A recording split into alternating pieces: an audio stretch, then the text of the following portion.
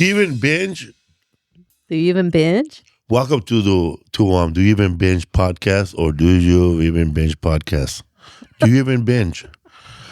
Podcast about binging television shows and learning about the behind the scenes of some shows that I learned on TikTok, and then I will tell you guys like I actually looked it up. But this podcast I actually do the work, and I actually sit down and watch all the movies. Not like I'm going to mention the other podcast where I just show up like a guy who didn't do his homework. You kind of do that on this one too. No, I know, because we watch the movies. Yes, that is true. We do watch the movies. That's true. I got my notes right here. You made notes today. Oh, awesome. I was just writing down what that guy said real fast without giving him credit. But yeah, I'm excited about this week because these movies are the movies that, like, honestly, if they don't really play on television anymore. But they used to come out like on KCOP, Channel 13. Like you're about to go to sleep, then you look at the TV guide and go, what? Right before, right after Ginsu Knives, this movie plays. Ginsu Knives. Ginsu. You know, they're I know. Yeah, you know what? What the test pattern, we were talking about the other day that there aren't test patterns anymore.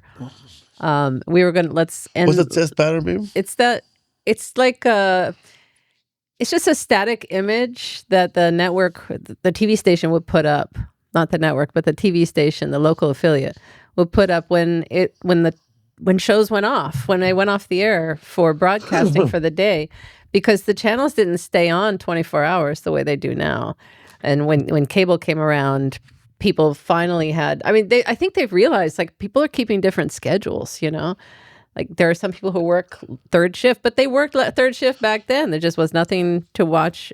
I'm sorry, I don't know what I'm saying. I'm saying everybody has different work schedules and stuff and entertainment schedules. So that one below it right there with just that static image right there. So there was that one. That was a popular one for a while with the native chief for some reason. What are those numbers and all that? I don't really know. Do you guys know? Isaac, look it up. I think also native blackface.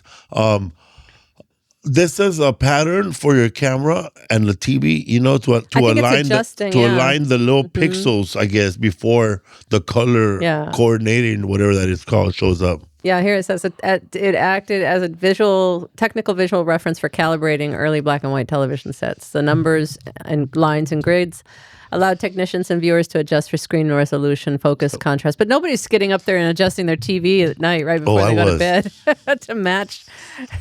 That was my dad's remote control. I had to. But yeah, usually right after the evening news at like 11 o'clock or the nightly National news. Anthem too, no? Yeah, Anthem, and then that, and then it was gone.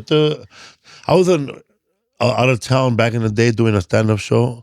And I was watching a movie, and then all of a sudden that showed up. And I felt like, where am I? Yeah, because I think like mid-'80s, they started, infomercials came around. And infomercials, well, before that, it was like occasionally on a Friday or Saturday night, you might get like the horror movie, late night, double feature sort of special movie that they would show. Or something like Elvira, where there's like a host showing late night B movies or something. You know, the little tiny stations, you don't see that anymore because Byron Allen bought them. And he put Comics Unleashed. Oh, that's going to save us.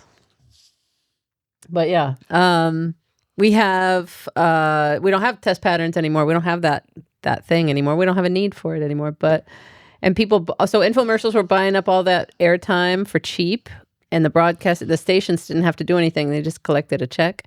And then the 24-hour news cycle started when CNN came around and Fox and all that stuff. I know this is not like part of Do You Even Binge, but do you remember when you and I were staying at a hotel somewhere, and then we went to this weird station that was like probably social media, and there was a bunch of people just roasting each other. Yeah, it was like two people. What was that? It was a channel where it was like a side by side, like a split screen of two different people at home on their own computers, or their own video cameras. And then there was a chat for each person on the side.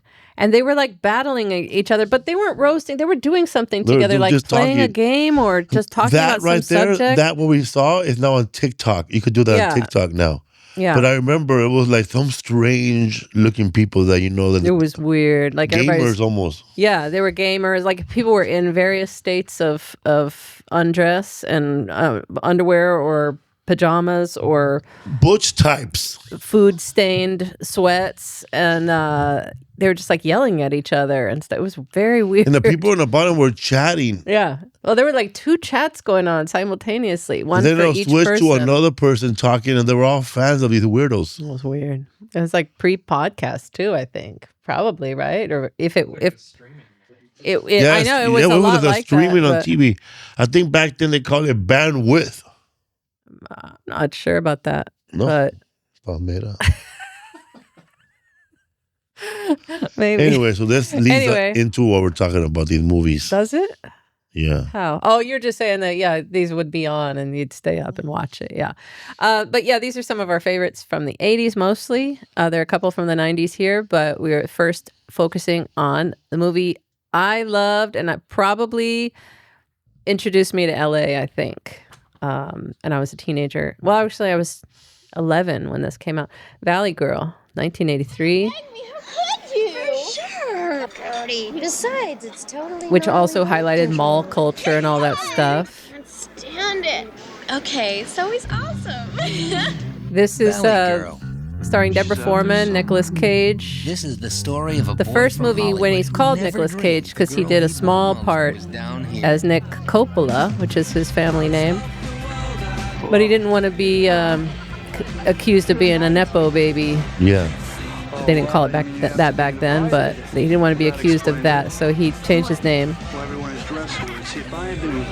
But it's kind of loosely based on Romeo and Juliet, right? 2 people from opposite worlds who connect. He's from Hollywood. They call him a Hollywood punk, but it's really more new wave, sort of alt culture. And then she's a Valley girl. She's just a suburban, not a rich girl, although to me, they were rich. Right? Yeah, she's rich. I mean, her mom and dad owned a restaurant. A vegan restaurant. A vegan, health foods restaurant. But E.G. Daily in it, and who try to pull them apart. A bunch of other girls. Don't you think they have parties over there? Every kid's man crush. But it was, who was the man crush? The girl. E.G. Daily? Yeah. Oh, yeah. She was a Pee Wee Herman, she was too. a girl crush too, because she was cool. Like I thought she was cool. She was always she was always fashionable and just. That's her dad, Frederick Forrest, former hippies. And it broke a lot of new wave music, musical acts, and introduced the world to the "Melt with You" song by Modern English, which we had in our wedding. Chitty chitty. Yeah. Right after we said "I do," that song kicked off. But it was originally supposed to be like a teen exploitation movie, like Porky's or whatever. Yeah. And in fact, they had a rule. The producers, this is an indie movie, but the people who funded it was a small-time funder. They wanted 4 shots of nude breasts in the movie. That was required because they were trying to chase like the teen boy explosion of the 80s where like Porky's and I can't even think. I think Animal House maybe kicked it off at first, but then they got more explicit and just no story, and we're just about guys trying to see girls naked. Revenge of the Nerds was a little different in that too. Like they had more of a story and better actors and that sort of thing. But that was still the goal was like to hook up with girls and whatever. But in this, so. Anyways, she took it on. She was like, she agreed to the 4 shots of nude breasts, but she said they didn't say how long they had to be. So she did really quick, mere seconds. Who did? What's her face? Martha Coolidge is the director of this. I that was the only way that was the only way she would get the. You remember all 4 scenes? It was, that was the only way they were saying yes to funding it. When that girl from Pee Wee Herman, the girl showering. And when they're having sex, and I think somebody's making out in the bathroom and then they leave. Oh yeah, They're and making there's out. like a shower scene. Oh no, I think I don't know. Quick shower I don't remember scene. a shower scene, but yeah. But anyway, so yeah, just quick seconds. What? What is this, Bangkok? Oh, that's not a nude scene. She's actually trying to console him, but they're bad actors, and she's going like this, like worried about her daughter. And then he's like, "What is this, Bangkok?" Like she's trying to give him a massage. They play bad hippies, huh? Yeah, they were weird. It was a weird. I don't know. It was strange. That woman that played her mom was only like 5 years older than the girl, by the way. So anyway, How do you think I feel? She only got paid $5,000 for directing this movie, and a lot of Pennies. volunteers, crew members, people were volunteering their time. And she ended up turning in a real movie, like a good movie with a good story, a love story. And this is Kevin Smith's and Quentin Tarantino's favorite movie, or one of their favorites of all time. When did this movie come out? 83. So this 83. movie spurred on those two directors' love of film. And Kevin Smith actually took this 83, movie. not 81? 83. Took this movie, a copy of this movie with him when his wife went into labor, and they watched it while she was going through labor in the hospital. So he's a little crazy. But anyway, so it was Nicolas Cage. He had a little extra part in Fast Times at Ridgemont High. I don't even know if he had a line at all. He's just in the background with Sean Penn. He's one of his friends. Eric Stoltz. Yeah, and Eric Stoltz too. And then he, in this movie, is Nicolas Cage. When he auditioned, he didn't tell them he was Coppola's. They had never heard of him. But the woman wanted somebody who wasn't like a traditional pretty boy. And so they found his headshot like in the discard pile. And they're like, no, this is the kind of look we want, So go ahead and play the clip. Oh, wait, pause for a second. Okay, so this came on the heels of Valley Girl, the song. Valley Girl, the song had come out 1 year before, in 82, Frank Zappa, with Moon Unit Zappa, right? And so that Moon Unit Zappa is his daughter. She did some like Valley Girl speak over the music, which was just like guitar, stupid guitar riff, whatever. But it was kind of a cheesy song he put together with his daughter. They put it out. It became a hit. And it was just kind of this way people talked in the Valley, especially girls. It was like a surfer girl sort of talk, the surfer boy talk, but with a girl. But then... Gag me with a spoon. Yeah, all that stuff. Like as if. But so that song blew it up. And then this song, they approached Frank Zappa and said, hey, would you want to be involved in a film about Valley Girls, sort of that world? And he's like, well, and he thought about it here and there, looked at some scripts and then said, nah, and passed on it. And they did the movie anyway. And it wasn't based on his song, and it didn't have anything about his song, or just the title, really. You can't copyright a title of a piece of art necessarily. But the song, so the movie came out and then it blew up. And then Frank Zappa sued them for taking his idea, and he lost. But anyway, This is Lorraine Newman, though, in 1968. And this is her character that she did. This is her audition for her screen test for SNL. She started this character in 68. This screen test, I think, is 74, I believe. She's from California, though. Yeah. And so she knew Santa the Valley Monica. speak, and she started this character. Well, the real reason is that I really had to get out of the Valley. I'm not kidding, man. It was really getting hairy. I mean, like my boyfriend Brad and I. So she started this a long time before that. So it was a phenomenon that was just people in California knew that it existed, and it was a little pocket of LA area, the LA area. Bands, and all he ever talked about was woofers and So anyway. tweeters and push-pull rods, man. And it was really It's a little boring, bit really borderline grossed me out, Minnesota, really. yeah, but Like, she's... listen And to like it. my relationship with his parents wasn't too cool either, because like I wasn't Jewish, and like for one of their holidays. holidays, I made a peach That's it. cobbler, and I overheard them A lot say, of well, likes look, in the the chicks have made sentence. us a Presbyterian pie. It's still and it that really way. pissed me off, All over you know? LA, though. And so I knew I had a bitchy Like, for butt sure. and a nice personality. For sure. You know? So, I'm I so did a sure. Like, they 7-line do it so deep. And I was Cam Nelson's in understudy on 9th Deborah Street Foreman West, had you know? never done the Valley Girl And I accent. She does realized such a that good job Norman in Miller this was right. in You this job can't go in this home. movie. Isaac, 'Cause, can you like, stop it now? Let's go to the first introduction of Nicolas Cage to the girls. Guys, look how hairy that guy's back is. Oh, not only that, They're complaining about somebody's hairy back. I thought Nicolas Cage is That's back. what I thought they were going to be talking about Nicolas Cage too. But look, Nicolas Cage decided to shave his chest hair into a weird triangle because they wanted him to look more his age of the movie, which is supposed to be high school technically. They're all supposed to be in high school. But it's this weird, like, V eagle looking thing. It's gonna be amazing. I've seen the chicks. But anyway, this is about also these things, before and I he got a got his feeling teeth about this. fixed. He's still got some bad teeth, which you can see when he smiles. That's in a this V movie. from Peacemaker's dad. I think he shaved it like that because he loves Superman so much. And I think he thought it was a Superman homage to Superman. You know how much he loves Superman. He named his kid Kal-El or something, right? Or Jor-El. Kal-El, I think. Anyway, You went to Krypton. play the next one, Tommy. Okay, so Deborah Foreman is Kal-El, Coppola Cage. Yeah. Oh, yeah. There you go. Kal-El. Look at that hair. He looks like Jor-El right there. I remember some guy that was directing Superman when he was supposed to play Superman.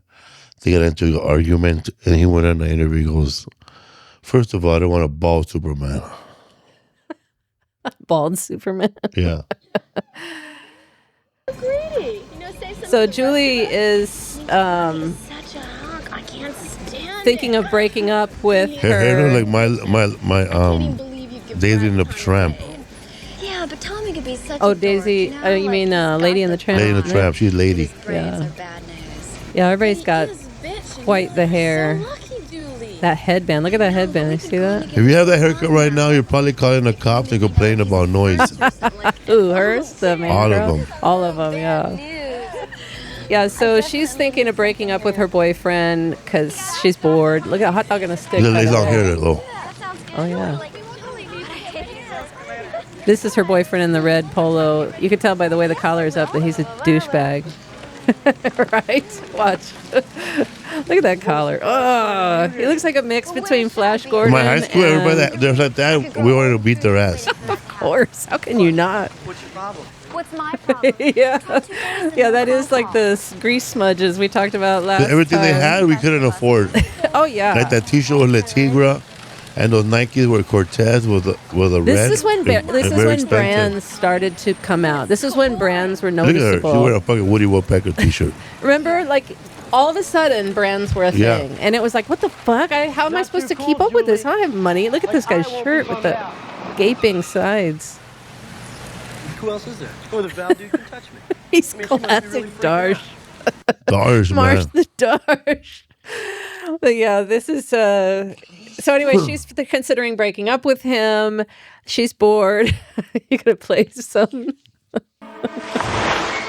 Looks like you think you're a pretty good skier, huh, kid? Well, I'm catching up pretty fast, I guess. I've been skiing for 22 You gotta years. say this for Better Think Off you could Dead beat because this me? is really just Better Off Dead, What's your basically. name, hotshot?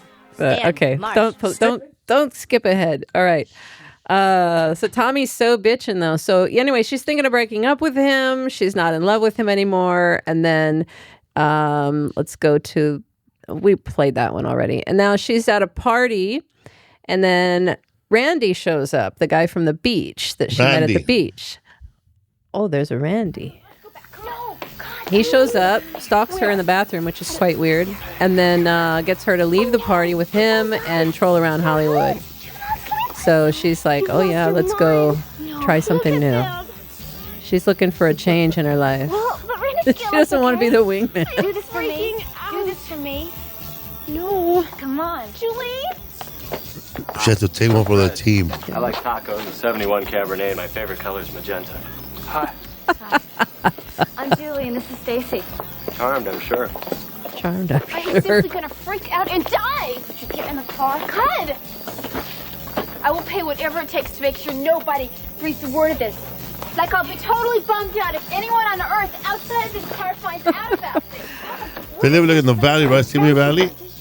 Yeah, And they're going not to Simi Hollywood? Valley. I think they're like in Sherman Oaks, probably Van Nuys So area. still, from there to Hollywood, where they're going to a 30-minute ride, huh? 20, 30 minutes. Yeah, I'd say 30.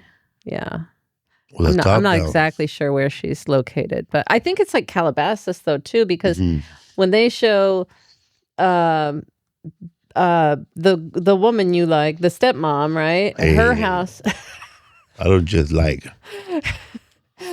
when they show her house, she's got that She's in big a old hill. field. Yeah, she's got like that field off to the side, which could be Calabasas or Topanga Canyon yes, or Mulholland.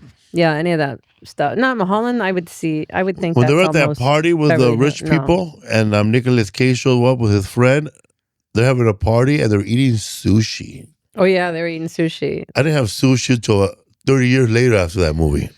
30 years after that movie, that's now. Or no, that was like 10 years ago. Yeah? You had Well, I sushi didn't know about what sushi was. Like, Sushi's such an and then LA when I thing, finally though. had it, it was California roll only. And then after that, just roused. But man, they have a big sushi party, and the way they didn't even know what they were eating. I felt that, you know, because I didn't even notice the sushi till later on. Yeah. Yeah, it was exotic to them. Yeah, they didn't ever have But that it's before. good, right? Sushi? You've Well, had sushi before, right? The one they were having. I mean, it was all right looking, I guess. It had a weird sauce with it. It looked like a peanut sauce. I didn't understand what that was. So Yeah, that's like Looked kinda gross. messy. Nori wraps. yeah, I don't know what that was. Okay, so she leaves the party and she goes off to Hollywood. They go to some clubs. Oh, here you go. Yeah. Play that. Yeah. I don't know if that video will work. Some of those videos don't work. No, don't go to that. Just go to the dating montage. So they we might get dinged for this music, but if you want to listen to the real song, go Start singing listen to over it. Melt With You by Moving forward, use. Modern English. Ooh. But this became a huge hit after this movie. This is their falling in love montage Moving here. forward, using all my breath. You remember Spaghetti Vendor? Never I heard don't of know it. what that is. Making or Winchell's. That place right there, by the way, the Armenian one is not Mitchell's. Yeah, they changed the name. Disco in Touch Lounge, no. I want to see them making that But deal. for a high Just school change kid, 3 he letters. knows a lot of stuff, man. But we don't even know if he's still in high school. These, yeah, they look so old. Encino Bowl closed You know what, down, man. though? Now it's a mini mall. In Once Upon a Time in Hollywood, when Brad Pitt's driving through the valley, and we'll show that on Dupar's. another episode. So but, Michael Blackson. Yeah, Dupar's. That's a big diner there. And look, Romeo and Juliet's playing behind them. Little Romantic. Easter egg. But when Brad Pitt's driving through the valley, going home after work, and it's sunset, Yeah. and the lights are just flickering on throughout the valley. That's the most beautiful shot. It's my favorite shot of the whole movie. Oh, it's the best thing. He's speeding through on the stick shift, and all the signs are coming on through the valley. And it looks like this when they're looking at all those signs. I think it's a nod to this. James Dino over there, look. Boom. But they're falling in love. Yeah, punk rock gig. Yeah. And you know. the club they went to, the music club, the Central, that's where River Phoenix died. That's what became Viper Room. The Viper Room. Johnny Depp bought it. It was called the Central. The Central. It was also back in the '60s. It was called Filthy McNasty's. It was a music club. And also the mall they shot in this movie was not Sherman Oaks Galleria, like they say, which is totally abandoned these days. No, it was at Del Amo Fashion Center in Torrance because they couldn't get permits for Sherman Oaks. So the Lamo was in Torrance. by Ed Woodhouse. Yeah, that's Torrance though. Well, Del Amo's right there near Torrance, and he was in Cerritos, Yeah. right? I think it's right between the two, right? But Nicolas Cage had a crush on her, by the way, and he wrote her poetry. He wrote her poems. They weren't dating. He said he had a massive crush on her. She swears, there were rumors that they dated. She swears we never dated. It was just professional. My brother Angel, they're like a dickhead. MGM now owns the rights, and they did a remake, I think, in 2020 or something, but I'll never watch In it. my lunch table, everybody that I hung out with, and where I sat on the table, had hair like Nicolas Cage. Even the women might look weird. Even the women. It's true. I was there with my skateboard, chilling, my vision. We can click on the other one. Let's do the breakup, because at some point her friends are like, oh, we can't do any cool things anymore and go to cool parties anymore because you're with this loser guy. And so... He doesn't even go to school probably. You don't know nothing about him. So she calls it off. Just know he likes cruising. Tries to get back to her regular life and social life and friends. You can't. What? Don't do that to me. You can't save me anymore. Is it your father? Is it your mother? Just let me talk to them. I can really fix No, them. there's nothing to fix. It's not them. I just know what to tell parents. It's me, okay? I can't see you anymore, okay? Okay. Okay. I know what it is. I know what it is. I know what this is. It's your fucking friends, right? Shit, Julie. I mean, what is this? It's between you and me, not between the rest of the fucking world. So fuck off. It's your friends. Well, fuck suit. you. Now fuck off for sure. Like, totally. He's making fun of her, like, totally. He improvised that line. Gag me with a spoon. Yeah, he improvised that line at the end to make fun of her. He also slept in a car for most of the 20-day shoot to better get to know this character. That's funny. They also offered the role of Randy to Judd Nelson. He was unavailable because he was doing making the grade. My role in Blue Beetle. To get ready for us, took like 9 shits. And pretended to come out of the bathroom that I was way. supposed to come out of the restroom like I just finished taking a shit, and I knew they were gonna take a bunch of takes. And then I practiced like going to taking a shit, like, oh, I'm gonna take a fucking shit right now. Yeah. Oh no, James Van Der Beek just died. That's sad. Yeah, he had cancer at the end there. That's sad. Way to bring down the episode, Isaac Hayes. Who's that banner jerk? Dawson's Creek. I don't want to wait. Yeah, Dawson's Creek. Schitt's Creek. They made fun of him several times on Family Guy for having a big head. Sure, he's feeling bad now. Oh, he's from that movie with the football? I don't know if he did he do movie. Yeah, I never watched any of those football movies. It was on The Office. Rudy Star. I don't know. What's the other one? What's the other one besides Rudy? The Mighty Titans. There's that one. There's another one that I think Jon Favreau is in too. Huh? No, that one was with Keanu Reeves. It's called The Leftovers, Replacements. Replacements. There's several. Never watched one. Varsity Blues. That's not the one I'm thinking of, though. I think it's The Longest Yard. Star. I don't know. I don't know. Mighty Giants. I'm just gonna stick with Rudy for now because I'm out of my element. Oh yeah, that's the one he was in. Okay, the one I'm thinking of is another. Oh my God, they got the cowboy hat back there. With James Caan. James Caan's in that? No, that's his son, Scott Caan. Oh, Scott Caan's back there. Okay. Yeah, Scott Caan is an asshole face too. He's a jerk in most of the stuff he's in. Okay, so anyway, let's get back to the movie. Khan. Finish this fast. Yeah, he's not related to Shaka Khan at all. Or Chaka, the tiger. Or Chaka from Land of the Lost, or Tagger. Okay, so... Oh, man, my brother loves this part. My brother, I think he just loves people's disappointment in life. Your brother is mean. That's why. He's a bully. He used to get up and rewind it by the time of the TV over and over. And now, students, The moment that you've all been waiting for. Yeah, Hold that's on, my, wait. King he and just queen said, of that's my Babylon. mom. What is being king and queen all about?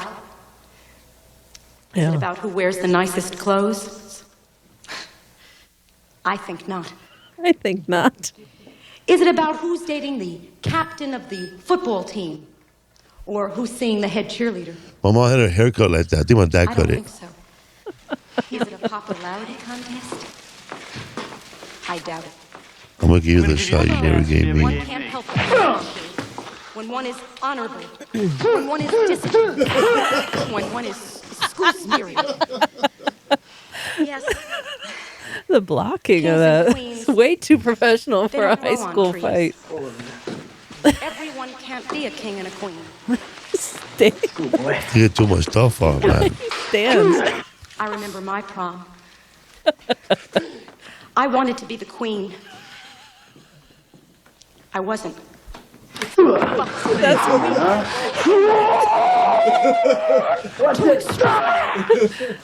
He said that's where Angel would rewind when she said I wasn't. Yeah, it wasn't. They need no That's funny. introduction. They had no wardrobe budget, by the way. So most of the female characters' outfits came from the closets of the women working on the movie. The prom scene gowns and tuxes were lent by local shops. And the non-union extras were all college students in the area, including members of rival fraternities who got into a fight and trashed the gym during the shoot, by the way. Okay, it can go to the... And anyway, she runs off with, what's his face, Randy, and... The montage, like The Graduate. Yeah, and it is exactly like The Graduate. It is inspired by The Graduate when Dustin Hoffman crashes her wedding and takes off with her. And then they ride away in the bus, I think, in The Graduate, right? Yeah. Or is it the limo? I don't know. The Here's pie to the pie. face. This weird What kind of green pie. man. Lying around. Gross. Nobody touched it. First of all, there's not usually food, like a buffet of food at proms anyway. No. And proms became such big That's business, a even junior by... prom. I know. How What old was- are I they? never had a junior prom. I know. I don't know what a junior prom is. We just had one prom. It was a little karate in and preschool to you- get that good. I know, right? Oh, that was funny. It's Anyway. funny how everywhere Nicolas Cage came into the movie, they let him in without a problem.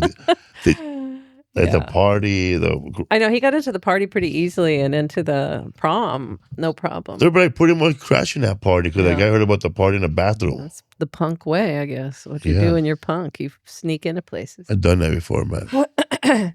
Okay, click on the You're cover eating a lot. art, the first cover art. So this is the first, this was so confusing, okay? This is the only poster I ever saw. Me too. And then when it came out on DVD, and I was like, this is not Deborah Foreman. That's not the girl in the movie. Who's Deborah Foreman? The star of Valley Girl. Oh. We just went over this. She's the star of Valley Girl. She plays Julie. Sorry. Not Juliet, not Julia, Julie. This is not Deborah Foreman. This is one of the other girls with blonde hair. And she's not the star. But they made their excuse was that they made the poster before they cast Deborah Foreman. But who would make key art with one actor when they didn't have the other role cast? So it sounded fishy to me. So I did some more digging. Every time this would And have I pissed found me out, off. yeah. Oh, this would have pissed you off morally. But I found out that actually it wasn't that. They refused to. Deborah Foreman was a teen model before she came to this movie. So she was. Was that haircut? No. Switch to the new one. She's selling houses. Oh, no, well, hold on. So anyway, so she had her, she was a teen model. So she got paid for her image. Oh. Huh? Yeah, it's hard to She see don't want this an one. extra? She sells these on her Instagram, by the way. Save us. That'll save her. So she wanted extra money. So she wanted extra money, Oh. basically, and they had no money for that. So they drew Influencer another here. girl. Yeah. He looks like a Peanuts character. She was basically, she showed up with not an attitude, but she just was used to getting paid for her image because she was a model. So they were like, we can't afford that. So on her Instagram, she now sells this version, which was redone by the real artist, the same artist. And then they also did, you can look up the Valley Girl DVD. They did a different one once they had money for distributing the DVD, and they did put her on the cover of that one. Oh, that's still not the one. Nope. That's the one right there. They put her on the cover later when they got more money. They made Nicolas Cage look like somebody else. Adrian Brody and shit. Like you can't have two of the right actors ever together. But anyway, that's why I was so confused. For years, I've been confused about that. Finally figured it out. That's the Sweet Valley High looking book cover version. $180 for Blu-ray of Valley Girl? When it first came out? No, now that's a collector's edition. I don't either. Okay, we're done with that one. You want anything else about Valley Girl? No, I've seen when I was a kid, we had that movie on VHS, and it was connected to like 4 other movies. Valley Girl was? Oh, weird. Well, somebody recorded them all on one VHS tape. Oh, you mean? You know when you get a VHS, like 3 movies and on you break the seal in the back. No, you don't break. Well, you cover it up. You cover it up, Yeah. and now it's a 6 hour. No, slow. yeah, you're right. Break it. You'd have to break it. You break if you it cover and- it up, you could record on it again. Yeah, you break it, and you can record 6 hours. You Yeah. cover it up, it's back to 3 strong. No, actually, that's the way you lock it so you can't record over it. What you're talking about is you would just do it as an extended play. You would set it up as EP instead of LP. Yeah. On the recording settings. So it would record it at a compressed rate. And that'll be and 6 so you hours. could fit 6 hours on that. That's what it was. To break the thing would mean you're locking it and you can't record over it. If it wasn't for Then that you put VHS, tape over it, you can record. I would have never listened to 6 hours of stand-up comedy. Yeah. Who was it on the first stand-up Howie video Mandel you had? HBO special, the first one. Saw that one. Robin Williams, the first one Saw with the that hairy arms and a Hawaiian t-shirt. His plastic, his trash bag Paul pants. Rodriguez with a sweater. Yeah. Eddie Murphy, Delirious. Yeah. Rodney Dangerfield's Young Comedian Show with Jerry Seinfeld, Sam Kinison, Robert Townsend, Mhm. Bobcat Goldthwait, and Jeff Altman. Is that a krypton in my nose or a mosquito? Whatever his name is. And remember another Jeff guy Altman. named Jeff. What? And it had also we just skipped over it. But it was We skipped over that some guy named Don Kingman or old school guy. Well, from Valley Girl, Billy Crystal too, fast forward. Billy Crystal had some funny things in his first special, in his HBO special. There were 2 bits I can remember right now, but I'm not going to go into them. Howie Mandel too with a hand. We had that one too. Oh yeah, blowing up the hand, the Yeah. glove, or the handbag, the one with the handbag. Yeah, that's the one in the round, which I think was in Phoenix. That's Liberty Theater, unless there's another theater out there with a spinning stage. So, by the way, all the movies today are in LA. They're set in LA with scenes of LA shown throughout and a very LA feel to them all. By accident? Not quite by accident, but most of them. The 3 of them we were just wanted to include. And I was like, oh, they're LA. So we threw in the other 2 that were also LA. And let me tell you right now, if you're wondering, Freeway Killer's not in this. Freeway Killer? That's a movie that came out during the 80s, 90s. I didn't see when that. there was a freeway shooter Oh, I didn't see that. back in the day. So they made a movie called Freeway Killer. I didn't see Just that. to let you know. There's a lot that aren't in this. These are all indie, by the way, still indie. Made in India. And inspired lots of other things, or pulled from, because we'll watch Swingers a little later, and that pulled from a lot of other There's directors. so many, you don't even know it. Yeah, let's hear how money we are in a second. But we're talking about Repo Man next. Repo Man. This is your favorite. This is my favorite movie, man. Hear that soundtrack right there? In a dirty business. The guy who did this movie, he told Iggy Pop, I want you to write me a song about the lead song for Repo Man. And Repo Man, and then Iggy Pop said, just so happened that I just sobered up and I don't do heroin no more. And he wrote the song in 20 minutes. He wrote this song for 20 minutes, man, because he Repo Man. wrote it with fucking Repo Man. Oh man, what's his name? Two guys from Blondie's band, Nigel and Clement. Or shrimp or plate of shrimp out of the blue, no explanation. Yeah, man, he wrote the song in 20 minutes. This with Alex was he's a British director, and he knew a lot of punk bands, punk artists, Representatives of discontented youth. Against and did a lot of videos. He also did Sid and Nancy movie, Lobotomy. Isn't that for loonies? which we didn't include in this, but we may cover that later. Yeah, he wrote the song with Stevie Jones on the Sex Pistols, and the guy I just said, Clem, and the other dude from Blondie. Yeah, Steve Jones has a radio show in L.A., doesn't he? Jonesy's Jukebox. Jonesy's Jukebox. So it's focused on a loser kid who's with lyrics. Yeah, he's basically disenchanted with life. Peter Gunn. It's funny, the lyrics are a page out of a comic book, chicken hanging on a hook, a reverie in a blank babbling brook, a sermon tell, a TV cook, shake my hand at your fake hand. That's the lyrics? Yeah. Oh my God. He wrote in 20 minutes. I got you in 20 minutes. So is the Peter Gunn theme part of that song? Or that's just part of the song they were playing in the trailer? Is that, you don't know the way the song goes? No. Good job. It goes boom, boom, boom, boom, boom, boom, boom. Yeah, okay, so that's the same one with the Peter Gunn theme. Da, da, da, da, da, da, da, he wrote it in 20 minutes. Well, that's not his music, but he just stole the music from it. Sitting on the brook. Anyway, set in LA, it's about a young punk man who's recruited by a car repossession agency, and gets caught up in pursuing a mysterious Chevy Malibu worth a $20,000 bounty, but that might be connected to extraterrestrials, right? But it has something like radioactive or something in the back, in the trunk. No, it has the light. It's kind of like the MacGuffin, in a film when they're chasing something that you don't really get to see, like the suitcase in Pulp Fiction and other things. And the Lost Ark. Yeah, the Lost Ark. Like, that's the MacGuffin. That's the thing everybody's after in the movie. And in this case, it's the Malibu with something mysterious in the trunk. You can go ahead and play the grocery store thing.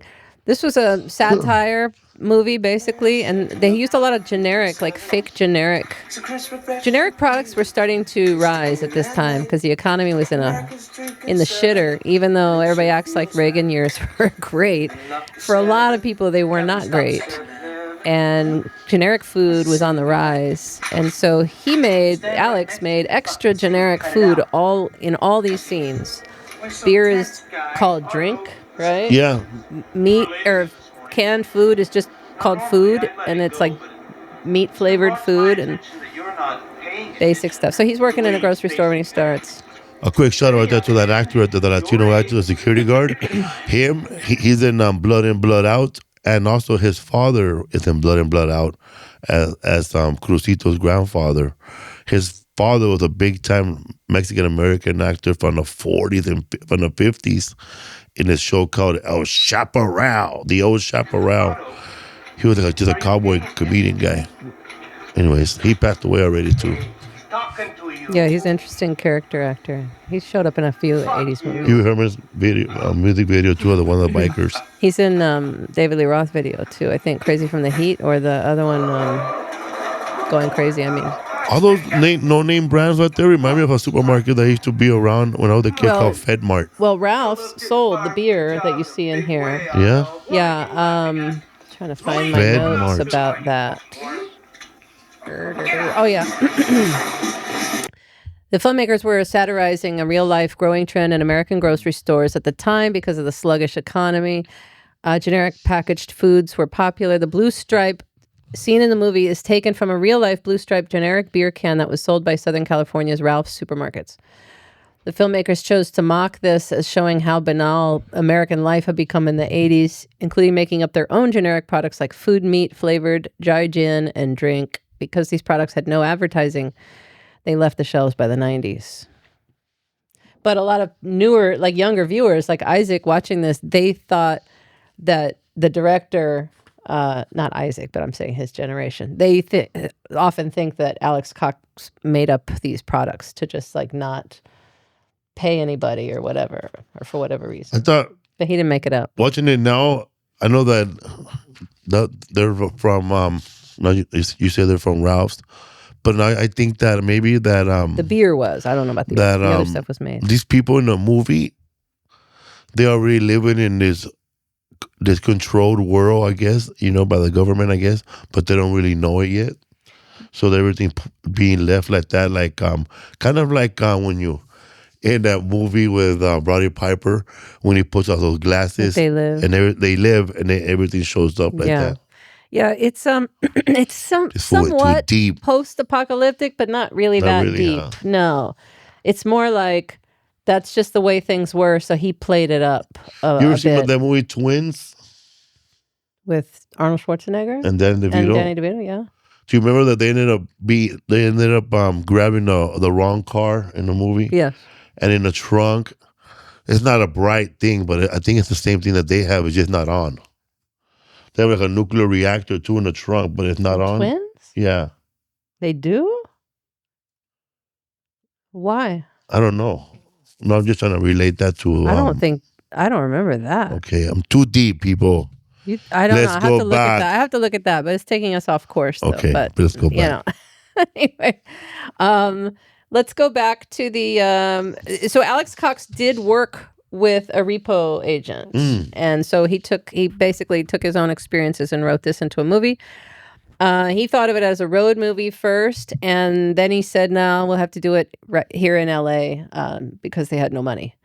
So go ahead and quickly show Otto's parents, because this is kind of similar to weird parents, but similar. They're ex-hippies, just like in Valley Girl too. You told He's me eating a can of food. $1,000 to go to Europe if I finish school. Well, you know something? You were right about finishing school. That's what I'd like to do. He's trying to let his parents know of his plans I want to know if I can have the money first. Like now. You know, I really love you, Dad. I've always loved you. You too, Mom. You too, What do you Mom. say? What do you say? I don't have it anymore. What?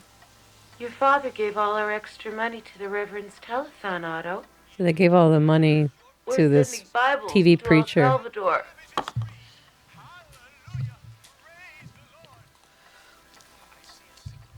Well, what about me? You're on the honor roll of the Chariots of Fire. Same as us, Otto. This comment right here, you're on the honor roll of the Chariots of Fire, because they donated to this TV preacher. They think that that's what protected him at the end when they go off with the radioactive car. That's why he had protection around him, because he was on the honor roll of the Chariots of Fire thing, and the preacher is at the end of the movie too. Deep. But anyway, go ahead and click on the Otto getting recruited here by Harry Dean Stanton.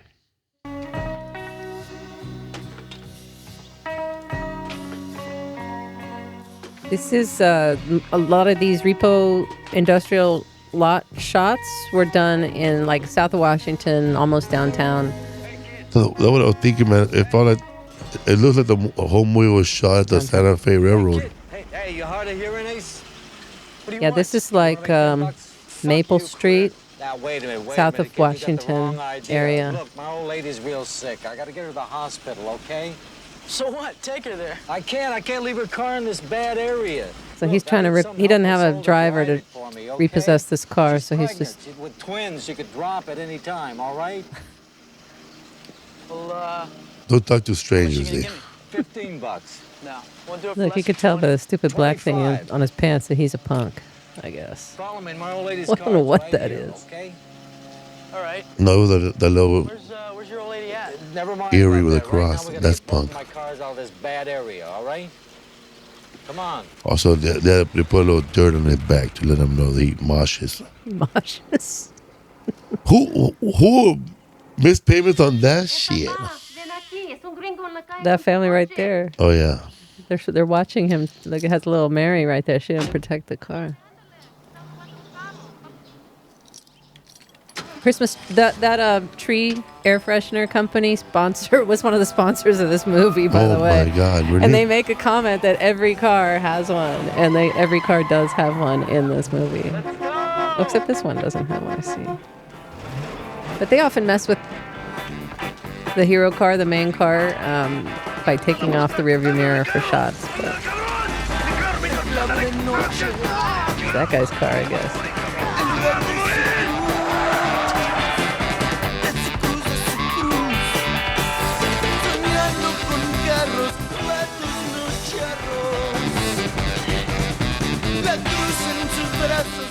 Depending on what nationality car he takes, they play the music for it. What I like about this, though, is it shows so many sides of LA. You know, so many different. It really shows. It shows other directors how you'd have, like Chris Rock said. Was it Chris Rock who said you'd really have to struggle to not cast Latino in a movie about LA? Yeah. Right? Like a movie that's shot in LA, you'd really have to work hard to not cast a Latino, because this is who's in LA. These are the people in LA that they show in this movie, like a wide variety of LA people. You want to say something? No. Oh, I thought you were going to say something. Okay, that's one. Let's go over the Repo Man code once he starts working with Harry Dean Stanton. Do I get paid? $25 a car? Paid? You don't get paid. You kidding? You work on commission. That's better than being paid. Most cars you rip are worth $200 or $300. $50,000 Porsche might make you $5,000. Come on, dickhead. I don't think they pick up any Porsches, man. No, I don't think they picked up any nice cars. Sometimes they're just picking up people who buy used cars. Yeah, it's all junkers. Then they start to another one to keep making money. This guy's a cop.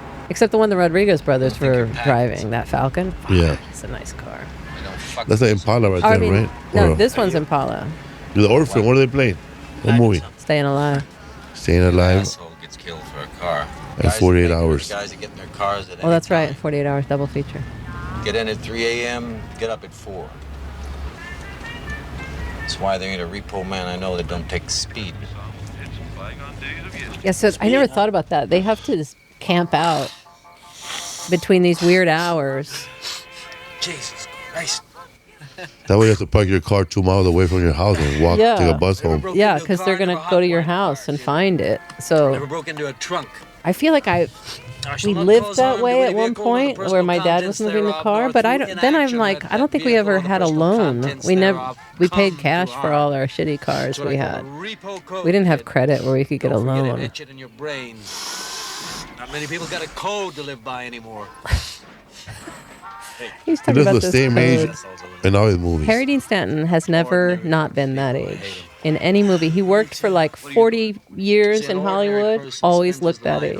Avoiding tense situations. I don't know why. I don't get it. I've seen old movies with him. I've seen movies, more modern movies before he died, and he was still the same age. Tense situations, kids get into 5 or 6 of them a day don't mean shit anymore. I mean, Right. I've seen men stab. Anyway, I've seen guns. you can go to the next clip, which is them driving through the LA River. Just get a shot of that. It's near where Felipe grew up. Ding, ding, ding, ding, ding, ding, ding, ding, ding, ding, ding, ding. And then all of a sudden, those guys pull up. Eddie Velez was... What happened to him? He blew up for a little while and then just disappeared. Back then, by the way, you could have drove into that river. Then it was not locked. How did you get down and then back out? There was an What entrance area? on the side over there by the... By where by downtown? You'll pass it by right now. It's a big hole. Because you can just drive in. Greece, they drove through here. And then this movie, and there's a couple of other movies, but I don't see it anymore. I think Fear the Walking Dead TV show might have been the last. See that hole with it? Yeah. Yeah. It's still pretty steep going down and out. Oh, they arrested somebody recently for it?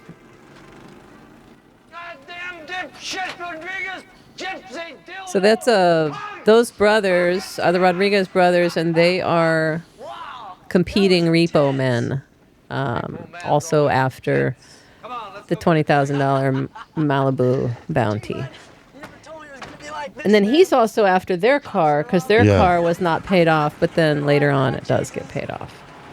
So they're kind of out racing him. Play the next one. What do you got in the trunk? When he gets pulled over. This is this weird guy. At the beginning of the movie, huh? Dennis Hopper type. Kind They of. wanted Dennis Hopper, right? They wanted Dennis. They offered it to him. He said, "No, man." No, actually, I think they didn't offer it to him. They thought of him, but then he was so erratic. They decided not to make an offer to him. He was too unpredictable. And sometimes, he may have some actors. They get a reputation, and insurance won't cover them. Like Robert Downey Jr. after his incidents with drugs and stuff, and it's a regular all his show problems. scene. I know. All of Robert Downey Jr.'s problems. He was uninsurable for a long time. So he would have to find, if people wanted him for a movie, they'd have to find some other backer to specifically just insure him, so he wouldn't like shit the bed, I guess, like not show up for work or die of an overdose, I guess, during the filming. Anything that could go wrong. Let's do the next one with Parnell and the Malibu. So he notices when Emilio Estevez drives Parnell? with him. Yeah, J. Frank Parnell. Isn't that for loonies?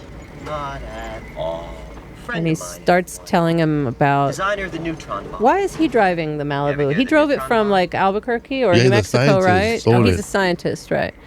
He stole whatever's in the trunk, and he's like trying. It's I guess it's extraterrestrials, right? But they give off radiation. Repo Man, people don't talk about it, but Repo Man is a prequel of Begonia. But then the radiation though has taken its toll on him, and Yeah. he's sick. And you He's can being fast forward to microwaved the little end by of, little every day. He drives that car. Yeah, you can fast forward, and then he ends up dying right here. Spoiler alert. And then they realize, okay, something back there that's... I don't think he realizes it right away, though, right? You can go to the next clip. He's got to handle this now. But that's the car he wants. You know that woman with... Commando. Never mind. Get a little house. So this is this robber couple. Yeah. That's his best friend who just got out, and that's his girlfriend. Yeah. And they don't want to live like normies. They just want to be punks and drink beer and do drugs and really party. She's also one of the scary bikers that come in at the end of Weird Science to scare the boys. She's got the war paint on her face in that movie. I like when she says, please don't let this quit. I'm a school teacher during the day. Yeah, that's right. She was badass too in the movie. Yeah, she was badass. Up against the wall. Orale. I kill everybody. By the way, the gunplay here was filmed a certain way because of the ratings, MPAA rating system on violence. The scene is bloody, but they filmed it in front of the ketchup there. Yeah, so it's unclear whether you're looking at blood or ketchup on screen. Big guy. Fatty Arbuckle right there. It was like Ralphie.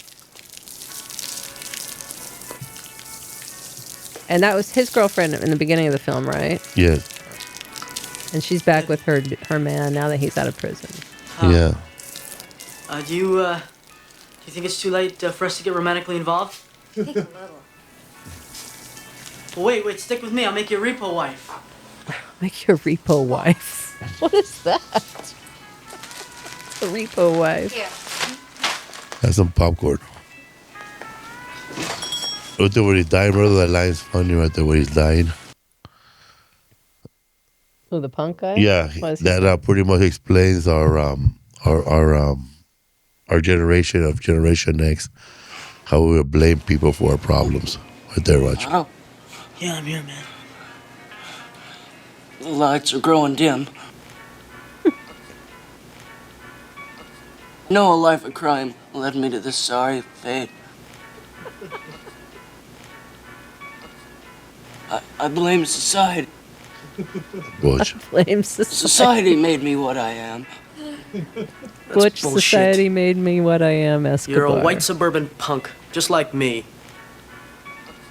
But It's hers. Stupid. I love that, man. Society, baby, well, yeah, you're a white suburban punk. It still hurts. It does, man. Let's go to the next scene, which is where they catch up with the Rodriguez brothers. By the way, they are modeled after the fabulous Furry Freak brothers. Who? The Rodriguez brothers. Furry Freak brothers? Yeah. How's your net, Napoleon? He's from born in East LA. Oh, shit. He was in 18. Man, I think I got whiplash.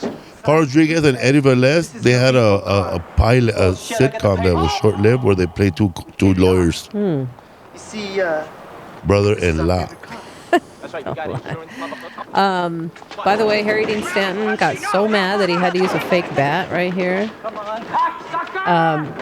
He wanted a real bat, and he did actually use it in one take.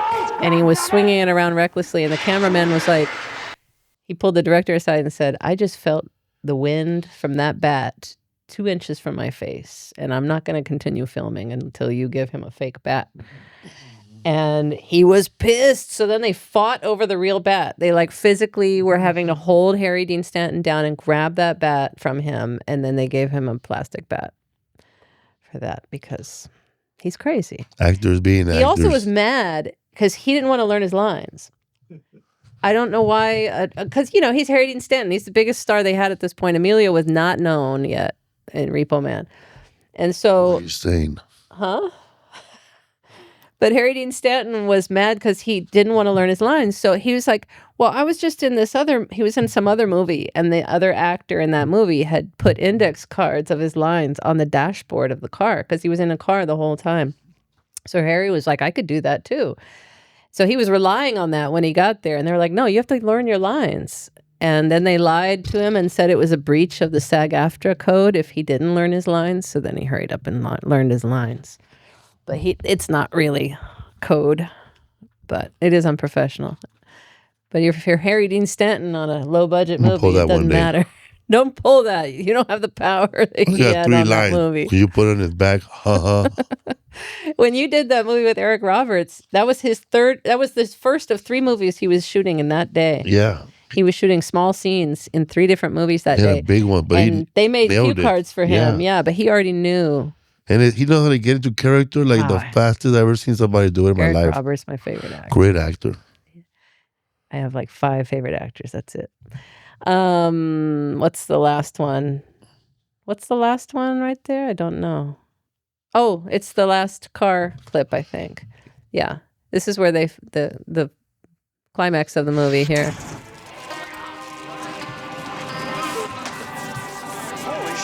By the way, the repo code, the I shall not cause harm to any vehicle. So that's glowing right here. You know what they use for that glowing? Just glow paint. Glow paint, yeah. $600 a bucket. Yeah, a bucket. By the way, that actor right there.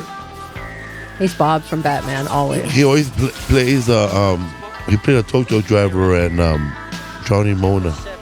Same character. Oh, yeah. You love that movie. I've never seen it all the way through. Yeah, he's kind of this philosophical sort of presence. But you don't know how to drive. I won't be driving. He's a mechanic, right? For the repo shop. And he tows the cars. But he doesn't know how to drive, though. How does he tow the car? Okay, maybe he doesn't tow. I thought he just fixed them or chopped them up.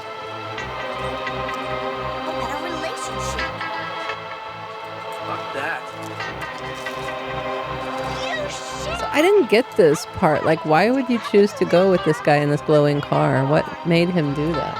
He just was tired of his life? Want to see what happened? Well, it kills everybody but him. And those 2 guys are the chosen ones. Maybe he was dead through the whole movie. I don't know. Then it flies away like Grease, like the end of Grease for... An unexplained reason. Those people all showed up to be part of this Jimmy spiritual Buffett is thing, one of the right? white guys in a suit. Jimmy Buffett's, one of the agents. The government agent thing, I didn't understand how they fit into it. They were looking for the car too. The plastic flew off. Just weird, man. Just like Begonia. Very strange.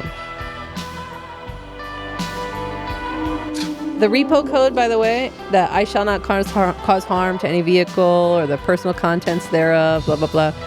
That's a paraphrasing of Isaac Asimov's first law of robotics. A robot may not injure a human being or through inaction allow a human being to come to harm.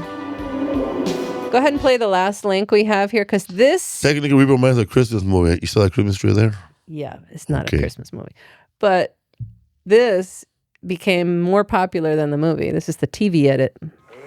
Talking to you. Flip you.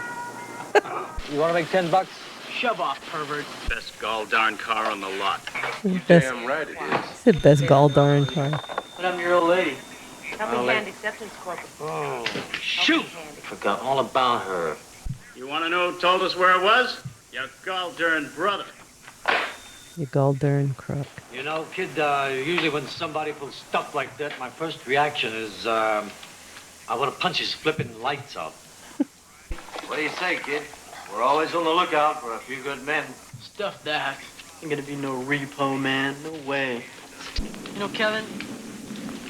Is he wearing a Chinese hat? When did that happen? Fat. When did he wear that? Dumbhead.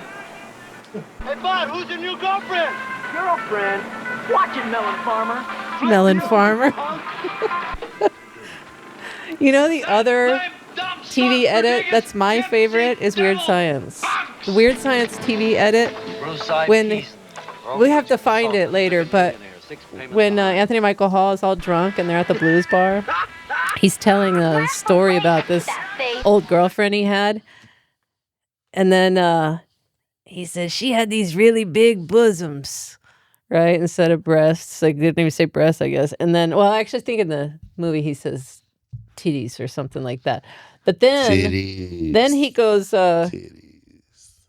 Wyatt pipes up and says she kicked him in the nads, right? Yeah. But instead of nads, he says, in the TV edit, he says she kicked him in the guts. And he says, right in the guts.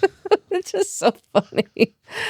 That's my favorite TV edit. Yeah, man. Yeah, man. Okay, let's go to House Party, 1990. And that's star. You can go ahead and play the trailer. Your friend, Chris Kid Reed, and Chris Play Martin. Kid and Play. It's a vehicle for them and their music. 1990. I was in rehab, so I never really saw this movie. This movie was right when I graduated, and it was huge. This is an indie movie. Go ahead. No, I was in rehab through this whole movie. I just remember right now, 1990, I was gone. Hello to Watha. This, I was gonna have Isaac pull all the yearbook photos. You graduated college, and it was the biggest movie you said? High school. I graduated okay. high school in 90. Martin Lawrence is in this. Tisha Campbell, who went on to have the TV sitcom Martin. There's George Clinton right there. The Full Force, by the way. 2 Full Force members from hip hop. Well, actually, there are 3 Full Force brothers, but the other one isn't buff like the other 2. Bowleg Lou. Robin Harris. And John Witherspoon, who improvised most of their lines in this movie. He better choose right. Okay, so and it's just a house party. Little movie about a house party. And he's grounded at the beginning of the movie Social misfit. for getting in a fight at school. Robin Harris is only 10 years older than Kid and plays his dad. But, which I think is why, like, Boys in the Hood, Don't Be a Menace, how they have a young dad in that too. How old is Lauren Fishburne compared to Cuba Gooding Jr.? I don't think they were that. age difference between Lawrence Fishburne and Cuba Gooding Jr.? Yeah, 6 years. Damn, that's probably what they 6 did to it too. 7 years older. So that too. And man, that's funny. If dad's all young. Yeah. I know, They it's sleep on funny, and bunk don't be a beds. menace. It would kill me. Just sleep on bunk beds. Yeah, this movie was very popular in my school, and really was around the time of Cosby Show, Different World, right? I told you, Different World was very influential in the school I went to. I went to mostly black schools in high school, junior high and high school. And then every girl especially that I knew went off to college. And we had a small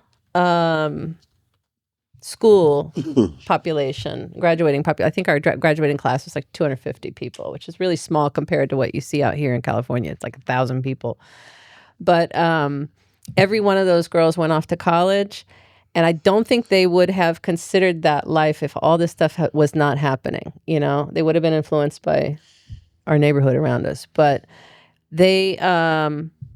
this School Days and Do the Right Thing came around the same time. And then House Party came out. Boys to Men was like also, the Boys to Men group, R&B group, was also like pushing this idea of like, you know, sophisticated young people not messing around with anything in the streets and, you know, going to college. Like it was just a no-brainer. We're going to college. We're going to go to college. Like this is the life. And so you saw a lot of that taking off, and a lot of, I don't think there had been, other than like blaxploitation movies, I don't think there had been many movies where it was just a chill teen black movie. Right? There's like Coolie High, right? Before then in the 80s, or 70s, 80s. Yeah. And then they had some break-in movies and stuff. You know, break-in, Beat Street, Crush TV Groove. movie, A Hero Ain't Nothing But a Sandwich. But right. No. I remember that one. And there wasn't really any like if you had Porky's and Valley Girl and stuff in the 80s, there wasn't the equivalent in the black community. You know what I mean? The Wood, maybe. No, but come on, way later. That was later. That was like 90s, I think. No, there were none. The Wood? That was like 95. No, there were none, actually. Yeah. Just what's happening. So, yeah, What's Happening, which was Coolie High, the extension of Coolie High. That was early 80s. That's it. But nothing really. So this is why it took off. It combined music, a lot of rappers. House Party, then I'm Gonna Get You Sucker, and all those other movies. Yeah. I'm going to get you. Oh, we're going to go into that too. I can't wait to get into that. But, yeah, so Robin Harris, we could play Robin Harris here as Pops. I just have a Robin Harris cassette. Hilarious. Hey, boy, you want to come down here and eat this shit before it get cold? It'd help if you wouldn't call it shit, Pop. It'd help me too if you get your ass down there and eat it. He's exactly like my dad, man. Right there. Gave up on looking good. It's supposed to be a little bit of Ferris Bueller in the beginning. Whatever your name is, what you want? He said, "Oh, Dad staying home." I'll take it upstairs. Yeah, he gets grounded, then he sneaks out to go to the party. No, it ain't from Cleveland. Don't tie up the telephone tonight talking to your little friends. I'm expecting a call for some overtime. Robin Harris died 5 months after this movie came out. 2 months after this movie came out. House. Can I go? On the school But it's not his last movie because he did Mobile Blues right after this too, and then died before that came out. He was 37 years old. Read a couple of videos. A heart attack. Dolomite. You like Dolomite, don't you? He was just blowing up. Sad. All right. I guess you gotta go. You gotta go. But after you finish There's your an album homework, called Baby Kids. no problem, Baby's Pop, Kids no was problem. his, and that was taking off. I think that was going to enter its second season, right? He did Way down in the first season of that show. Badass lion stepped on the signifying monkey feet. And he was in Do the Right Thing. That was a few years before. My dad had a fan just like that he fought with too. Coming through the That fan, I have banged my finger into that fan, caught my finger in that fan so many times, and it ends up like black with oil marks, That's right? the game, like man. You marks try to on put it. it at this. You turn it on and you hold it. You have to spin it to get it started. Usually, like the motor was like dying out. Well, don't you think it's been long enough? I am sick and tired of you using your motherfucking excuse. Every time you get in trouble. Motherfucking excuse. Let's go to let's go to Go to the motherfucking new scene. First of all, I want to go to I'm just playing the compilation there. There's Martin Lawrence. Click on the Martin Lawrence one first. Not that one. The other one. Yeah. I want to show him because Martin Lawrence plays a DJ who's going to DJ the party for free. DJ Kid for free. No, leave it. You tear my shit. No. No, don't. And they're trying to stuff all his DJ equipment into Play's car, tiny car. Oh my God. Just leave it alone. No, don't. Hey, Play, leave it alone. Isaac, just leave it. You give me a refill, please? Are you coffee? Por favor. There it is. We got it. We in. Now, there ain't no room. Where am I supposed to sit? She gonna walk. Get out. She's gonna walk. No. She's holding his arm up there. No. No. He lives in the suburbs, huh? Yeah, they live. I don't know if it's the suburbs, but it's probably South Central area. Not necessarily suburbs. Just a few blocks from. No, don't touch me. Don't touch me. But still LA. Yeah. I'll tell you what. But by the way, this was filmed. This Play's house was really Play's house. My ass. You want to take my equipment and leave me? No. It's nice. It's a nice craftsman home. What else can I do?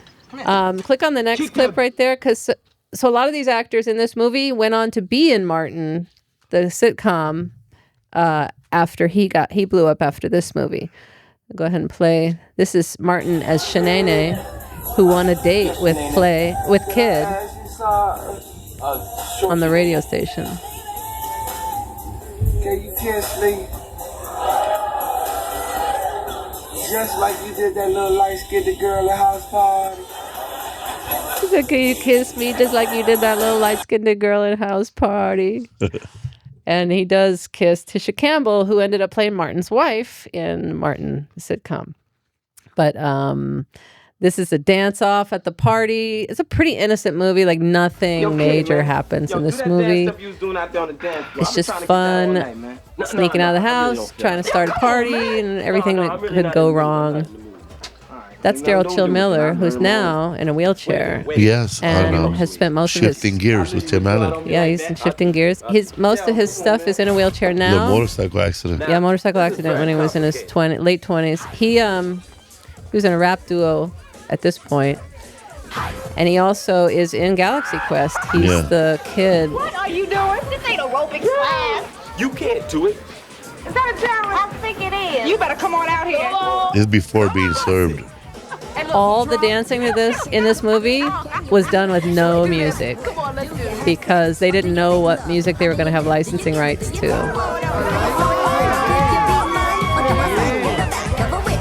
And this is where Kid and Play bust out the kick step, which is also known as the Funky Charleston, by the way. He passes out. Play the Kid Play. I don't know if it's this clip. Yeah. Yeah, okay.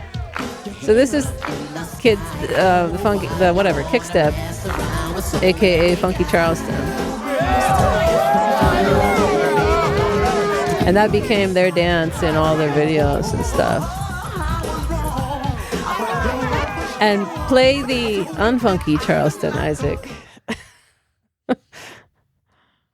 This is the original Charleston. That's the original right there. That's from... This is Wonderful Life. Yeah, when the pool opens up. Yeah, the pool opens up. There's a Charleston? That's the Charleston. This is a real Charleston. They're doing a version of the Charleston, the funky Charleston, but then they do the kick step where they lock their feet together. Yeah, he does that. You're getting down? What are you talking about? It's the 20s. Anyway, back to before the rap success, Salt and Pepper and Kid and Play and Martin Lawrence all worked at a Sears telemarketing call center, by the way. And then let's play the clip of the Full Force brothers showing up. They're the bullies in the movie.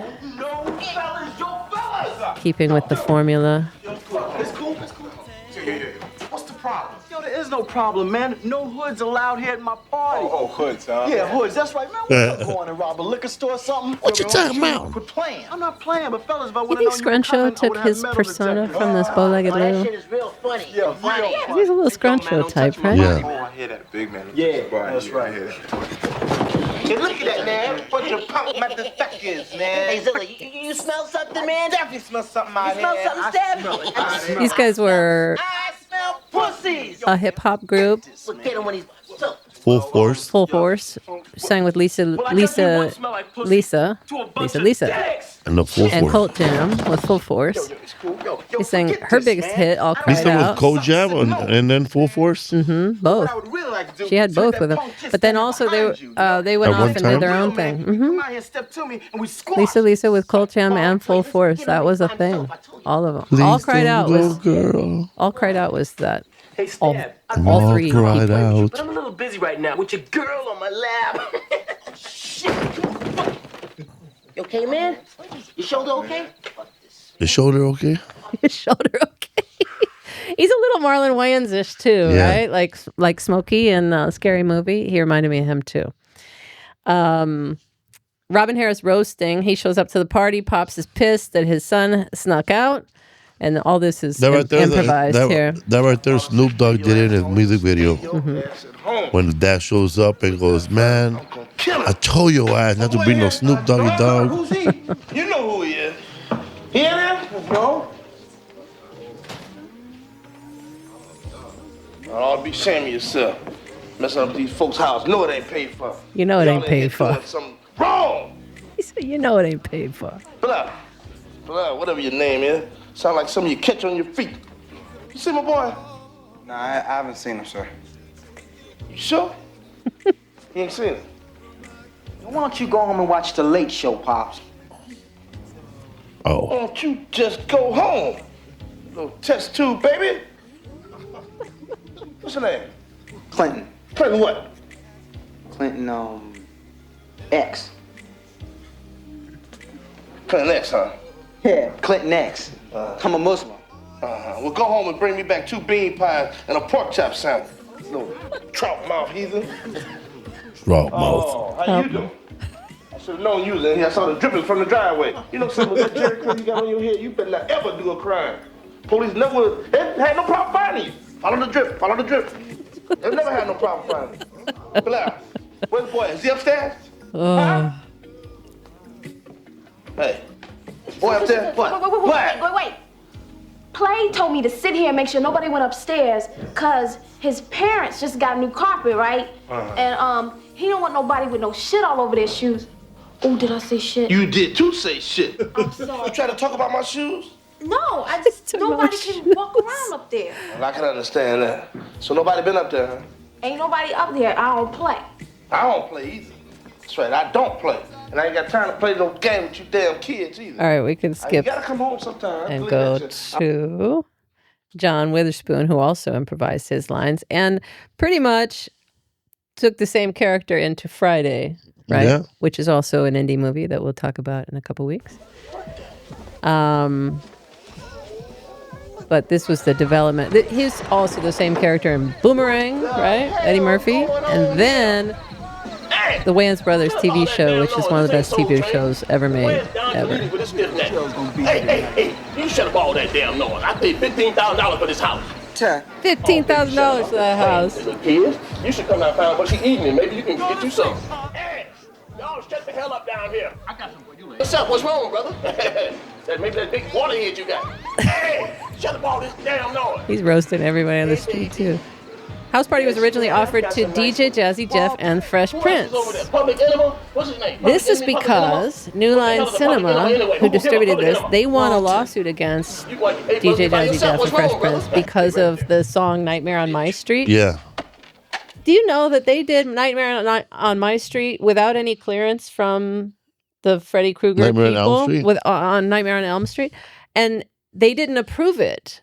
And so that shitty ass song, oh my god. Okay, I think playing this is going to get us dinged, but it is you could stop it right there and play it with no sound, but it is the worst song. And they thought this was worth fighting over. And they won or lost? They lost, and New Line won the settlement. And let's see, one of the conditions were that they had to appear in a New Line film, DJ Jazzy Jeff and Fresh Prince. And they offered them a 2-film option. If they accepted the roles, their salaries would be deducted from the settlement payout. So work for free. So they worked for free, basically. And they said no. Huh? But the director, they had to take that settlement. I don't know what they ended up doing to fulfill the requirement. But the director of this movie, of House Party, refused to cast them because of that. He didn't want them. He didn't. Would you want people working on your film who were working off a debt? No. They're going to be they're going to be assholes. And so anyway. Smell you later, he said right there. This, by the way, this clip right here, Dick Gregory, they make a comment about Dick Gregory in this movie. Yeah. Twice. Dick Gregory, Bahamian diet. He had a diet drink back in the day. Play this line, Ike. What? Great parade. He's making Kool-Aid for her. Peanut, fix me some of that Dick Gregory. Oh, man. That's the fat guy from the 80s, pretty much. He played in it. He was in the Eat It video, too. Weird Al Eat It video. And Dinky Dog. And Inky Dinky Dog from... Witherspoon, right? So this is... You're overweight, whether it's 10 pounds or 150 pounds. Famous Amos? Hey, I've been there. That's Dick Gregory, the comedian. It's simple. The Bahamian He does look diet. like Famous Mix it Amos. with fruit juice, drink it for breakfast and lunch, eat a well-balanced meal for dinner, drink 8 glasses of water every day, and walk a mile every day. If I could do that's all that... there is to it. If I could do that, I would need no fucking Bahamian diet drink. I've been there. Just eat 3 sensible meals and make this drink and drink 8 glasses of water and walk a mile a day. It's nothing. Like that comic said, if you could eat sensible, you wouldn't be needing this. No. Anyway, let me tell you, because I've told you this story before. Walk a mile. Every day. You could eat a bowl of sugar and still walk a mile, you'll be fine. Exactly. If you walk a mile every day, you can eat whatever you want pretty much. I mean, you can eat pretty comfortably without having to really try that much. You have 3 pancakes, 3 eggs, 3 slices of bacon and ham, and then walk for 2 miles every day. You'll be fine. And then smoke a pack of Marlboro Lights every month. I told you, though, so he got in the diet game back in the day. But I told you that my social studies teacher, Mr. Boyd, in 8th grade, he's probably no longer with us. I'm pretty sure. He's a void. He was a big guy. And he had a can of Dick Gregory's Bahamian diet on his desk all the time. That's what he had for lunch and I think breakfast. And he would look at, he would walk, he was big. He would walk around the class and he'd look at everybody's lunches too, because our class was right before lunch and he wanted to see what everybody had for lunch. Not like me. So you. But that's the teacher that my friend Tansy, she goes, friend. She goes, hey, she said, Lisa, she tapped me on the shoulder. I said, what? She said, say, hey, Kool-Aid. And I said, hey, Kool-Aid. And she said, no, say it louder. Hey, Kool-Aid. And I said, hey, Kool-Aid. And our teacher's sitting over in the corner. And she said, no, louder. And I said, hey, Kool-Aid. And my teacher went 0 to 60 to my desk. What'd you say? And I said, what? What the hell did you say? I said, hey, Kool-Aid. And he made me take my desk out in the hallway and wait for the rest of the class. It turns out a lot of people were saying, hey, Kool-Aid to this big teacher of mine, like as a taunt. And I had no clue. I did not know this was a thing. And she was trying to get me in trouble. She should have came back into the room and said, oh, yeah. I was so mad and embarrassed. I would never do that to somebody. So and they got you. She got me. She got me so bad. And Did you get someone else afterwards, a new kid? No. But that class was so weird. We fucked off in that class so much. We did not do any work. I remember this one kid behind me. He wrote satin all over his folder. I think he was trying to write Satan, but he wrote satin all over his folder. That's he sad. was like this. That's so sad. But that's also the classroom where we watched the Challenger. What were you doing in that class? The Challenger exploded in that classroom. You know how to read or what? It was social studies. Oh. We just, honestly, we outlined, it was like study class. We outlined stuff in our book, and then we did worksheets. It was a non-class. I didn't learn anything from that class, except I learned about Dick Gregory's Bahamian diet for this show now. So I can't believe that guy will write satin. That is so sad. the thing about House Party, I He didn't write Devil. Devil. The thing about House Party that bugged me, though, it's fine. It's a movie like with no message, right? Until the very end when they're talking about, he says I didn't have sex with, like I didn't go all the way because I didn't have any condoms on me. And I was like, Jimmy's. oh, what commercial is happening? And it was like a public service announcement almost. And I couldn't find any information on why they inserted this in there. But they didn't have sex because they broke it off, right? And the dad came in. I thought it was, because his dad came in, but also I thought it was because one of those classic, like, I like her too much. I don't want to go to that next level yet because she's special sort of thing. But then they made it seem like they didn't go all the way because of condoms. And then he turns to him in the car and he says, like, well, who cares? You should have done it anyway. And he's like, because that's the girl's problem to deal with. And I was like, what are we watching now? It was all preachy all of a sudden. You know what? That reminds me of Do the Right Thing. It also had a condom message. Yeah. When he's telling a story about him when his dad giving him a haircut, and he said he meets the girl, and he goes, and I didn't wear no jimmies. What? And he slapped his head, but he really didn't have sex with her. But he was lying about the whole thing. Yeah, like it's a different way to brag, I guess. But you didn't go all the way. But anyway, I thought that was a little bit of a cop out. It's kind of like the first Friday also has a little bit of a message, like, fight with your hands. We don't need this gang violence, right? You sort fight of with thing. these, son. But that also felt tacked on. Like they felt like they had to include something like that. But the other Friday movies, there's no message like that. It's just fun, And I think that's the way it should be. Yeah, man. The other one ended with Another Friday Solved. Right, Another Friday. So yeah. Okay, so we can go to the next one now, which is Swingers, baby.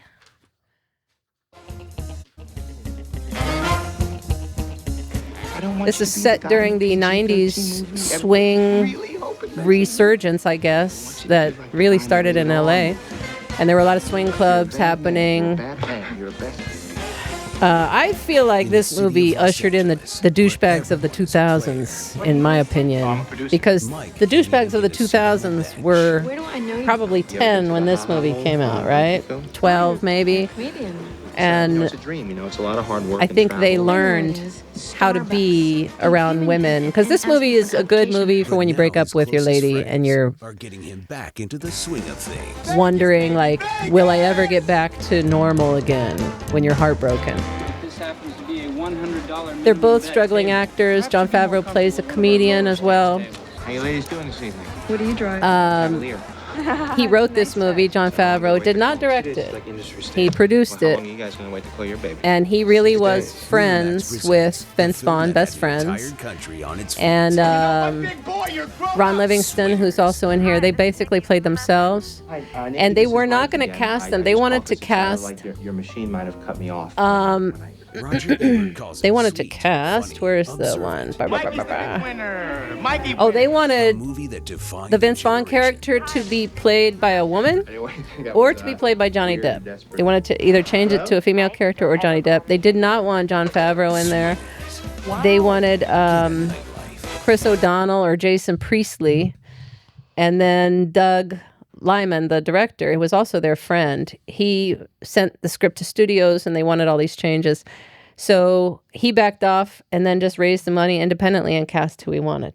So that's how it got made. It launched the careers pretty much of because there were money. Vince Vaughn and Jon Favreau. Jon Favreau got all his director and producer and writer skills from working on this movie.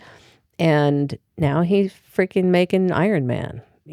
Like went from a struggling actor to Iron Man. And he wrote the script in a week and a half, and it was based on his breakup with his girlfriend and struggling in LA.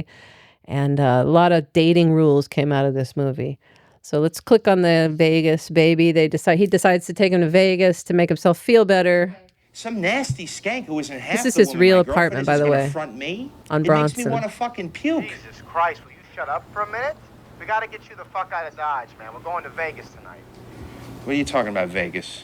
So he decides to go to Vegas What do you tonight. mean Vegas? From LA to Vegas. Vegas, Las Vegas. The only I'm reason not he going opened to the no door Vegas. right there is because they needed more light in the scene. When are we going to Vegas? No, we're not going tonight. It's a 4-hour drive to Vegas. No, you listen to me. I'm not going, okay? And none of this shit anymore. Look at the time. They're leaving at 6, depending on what time it is. Is it 6? I don't know what If it's time time it change is. going to Vegas. forward, it's 6 right now. I'm not going to Vegas. Because they get there and the girls get out at work in a couple of hours. No, they get there They work the 6 p.m. shift, though. 6. They get off at 6 a.m. They get off at 6 a.m. Oh, yeah, that's right. They get there at night. That's how it works over there, right? He only takes $300 The with movie, him. the movie samples a lot from Goodfellas, Reservoir Dogs, and I thought you said we're going to wear suits. and Boys in the Hood. A lot of stuff. I have clips for all those things. Come on, man. Goodfellas, because the way they're dressed and the way they're cool, and they're always wearing real nice That's suits. that's actually Rat Pack, because each of those characters in this movie is based on one of the Rat Pack members. I'm telling you, this is how you do it. I know. I'm watching you. But yes, Goodfellas too. And he steals a lot of scenes from various things in this movie. You dig that? We're going to Vegas, Mike. Vegas! You think we get there by midnight? So they go to up 500 by midnight. Vegas! Vegas, baby. They think they're gonna have 5 honeys by midnight, but instead, it's a long ass drive. They're not even in fucking Barstow yet. Barstow, man. Barstow's when you realize, fuck, this is Still so 2 long. more hours. I love Still Care. The Barstow, the trip to Vegas is a fun drive. I always like it. Let's go to the next clip. So they do hook up with a cocktail waitress and her friend. But, of course, Jon Favreau still can't get over his girlfriend. So he ruins it. For both of them. 6 years is a long time. You don't just break it off cleanly after 6 years. No, but she did. She's consoling him because all he can do is talk about his ex, even with the new girl. You know what? It won't last. Why not? It's a rebound. We were rebounding. We lasted for 6 years. Well, yeah, but how long was the relationship? And then Vince Vaughn and his lady are in the other room. 6 years. This is one of those trailers that's real big inside, like Mel Gibson's trailer and Lethal Weapon. Yeah, sure. So Jon Favreau is desperate to check his messages. He still wants to see if his ex called. So he's telling her, I'm going to go check my messages. And she's like, I understand.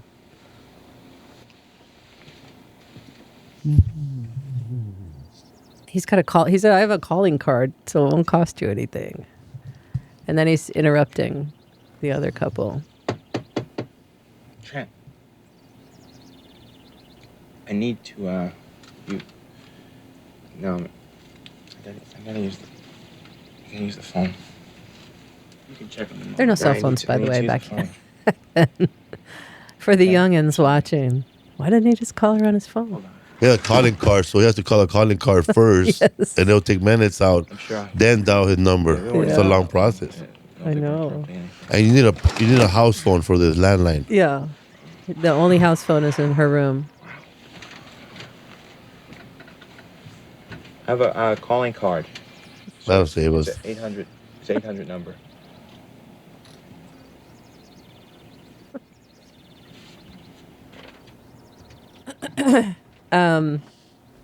During this time of calling cards, by the way, in my neighborhood, there used to be a public phone, and there'll be like a bunch of people right there. Man, I got calling cards, and a lot of immigrants will show up, and they will make long distance phone calls to Mexico with the calling card that the guy that was getting calling cards had. Yeah. They were stealing phones back then, huh? Stealing phones? No, they were stealing illegally stealing phone lines, huh? Or like Calling cards, you mean? calling cards, huh? Yeah, probably. Or No, because it was illegally what they were doing. It was illegal. you mean he was stealing them and selling them All to the other phone people? calls he had were stolen. But they were charging people. They were dialing for people and making long distance phone calls. Yeah, they for must them. have just found one, and then they're charging for each call. Yeah, probably. they would do that every That's what day. yeah. Yeah. Yeah, they found one car that was loaded, or they stole it and then just started charging for each person to pay them for a call. Let's play the next one. So this is an example of them Reservoir Dogs. openly ripping off the The one movie. in the beginning where they're walking in slow motion, man. How can you even compare the two, man? Tarantino. I like movies that talk about movies while we're watching the movie. No, you know what? You gotta admit that it did look money. Yo, I heard they did that whole thing for under 10 grand. I don't know what the big deal is. I mean, everybody steals from everybody. That's Let's movies. just get the hell out of here if we want to make this party. All right. Horrible slow-mo though. It's like choppy. We did that. We did that too in Joe Medina movie El Matador. We have a scene like that. We were talking about blah blah blah blah, and then one of the characters says Reservoir Dogs, and the next scene is something like that. I think the reason it looks like this is the camera they were using was this old camera. What did they say? Because they had no money, he had to use this old I thought camera. Reservoir Dogs slow motion was that slow too. Yeah, It was choppy like that? It was choppy like that. Really? Yeah. I thought it was smoother. Towards Anyway, the end. Oh, go ahead. Go ahead. I guess. Choppy, yeah. I guess Same it is. wall, huh? Different wall, but similar look. I gotta do the same thing. Oh, hey, there's Elaine's dad. You know, we had a guy that had a war back then. Got shot. He was a real funny guy. So Tarantino rips off Scorsese. the Pacific. Forgot what I said. Oh yeah, then they did another tribute. You can play the next one here. Discussing the first. My acting class around the corner. That's right. The basement of the restaurant. The Copa in New York. Through the kitchen. Yeah, I heard it took Talking about the single shot in Copacabana when they They said go shot into took forever to shoot, huh? Which one? That scene you're talking about took forever to shoot. There's so many Yeah. lights. My man spent on that Vegas one. Wait. So here's them going into the Derby, See, we got a line. which is on Los Feliz Boulevard what's up, Lisa? and Hillhurst, right? Let's take the front. You don't gotta I went there when I first moved to LA. Not for swinging. It was some other show happening there. I hate swing dancing and swing music. It's not my scene, man. I was auditioned for the Gong Show and I got in. Here? No, Oh. I got in, right? And I remember one of the people that was there auditioning, he was dressed like a 19 World War I guy, and they were going to do swing. 19 Yeah. World War I I don't- guy. 19. I don't know what Figure out 19 the World year. War One means. I think How your brain works. 1919 probably. 19 World 1920. War I guy. I mean, swing was 40s, so I don't know. You mean World War II? Huh? Swing? 40s. It's like Boogie Woogie Bugle Boy, a company beat style music. That's the World War II era. So anyway, long shot all the way through the kitchen here. Raul, what's up, man? How's it going? And everybody is all unpaid extras in this movie, or in these club scenes. Yeah. And he really was hitting on and failing, getting rejected by women. I mean, he wasn't hitting on them for real. He was doing it for the movie. Yeah. But they thought he was hitting on them. They rejected him. It's the same thing every time. But I don't think another drink's gonna make me lose you can my go back to mind. the- So I think about page my before next it, drink. And then click You on and You're me Somebody. and the bottle makes three tonight. Back to this scene.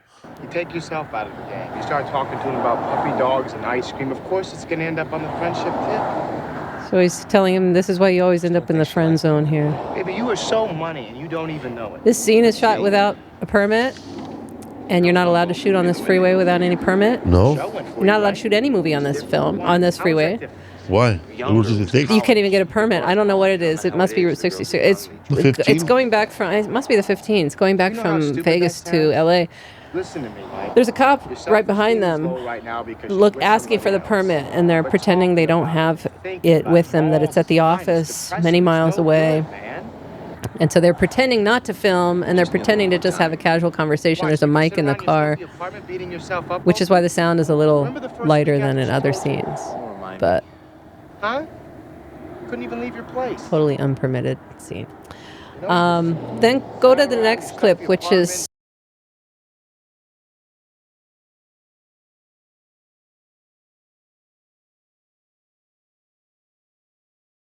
Or they came from another movie? No, he said he got it from Vince Vaughn using it on the set of Rudy. But it was already in the Spike Lee, Michael Jordan commercials. Remember that string of commercials? Yeah. And he always called him Money. Hey, Money, why you leave me hanging like this, Money? Yeah. He would always call him Money. So that's, I think, where it came from more. They were all shot illegally too, huh? No. This is just not shot at the Stardust. They acted like it was the Stardust. Not allowed to hand me money, sir. It's blood money. I'm telling you, baby. Oh, they put in those monies. But this, they paid a Fremont. It was the Fremont Casino, Hotel and Casino, that they paid them to do this shoot. She was smiling at how money I was. Well, the honey baby's bringing us a cock. Baby, I know she's coming back. The honey baby daddies, I couldn't take them anymore. The executives asked them to reduce, to cut down the number of honeys and daddies and babies and monies. Nothing wrong with letting the girls know that your money, Chrissy's friend's gonna be money. But they never did. We're gonna meet our honeys soon. Baby, will you relax? You can go to the next clip. Well, we showed Mike's apartment. Yeah, you can go ahead and show Mike's apartment again. This is him all sad. All right, never mind. Go to the golf course one. This is them at the Los Feliz golf course. What's that golf course called? The nine hole. It's called the 9 hole. The ninth hole. Yeah, and then they have a little restaurant right there that had veggie burgers. Why does it have to be good? And I lived right around the corner on Riverside. You did? Mm-hmm. How am I going to tell my In parents? Los Feliz. I still haven't told them I didn't get the series. That night, we've never done the 9 hole golf course. No, have you ever done it at all? No. Mom, hi. There's a I think a 9 hole, 11 hole by our house too in Northridge. 11 hole. Sound made up. That's putt-putt. That's Putt-putt. mini golf. No, that's a little course. Yeah? I saw a little course. Interesting. You can go to the next one, Marty and Elaine. They used a lot of, everything they used was either free or very low budget. At the Dresden, they were friends with the owners of the Dresden. Beautiful, beautiful club. I did not use the clip from the movie here. I used the real Marty and Elaine clip because I saw them in person 4 times before they both passed away. That's their son playing bass. And Marty drums, she plays the keyboard. I went to before when I saw them, I was like, oh. They sound, it sounds funny. Like it's fun to make fun of like campy, right? Like they can't sing. They're barely on the beat. But I want you to jump in a minute and watch her breakdown to like the 2-minute mark when she busts out the moog. You know how to play good. Right there. Right there. Listen, here you go.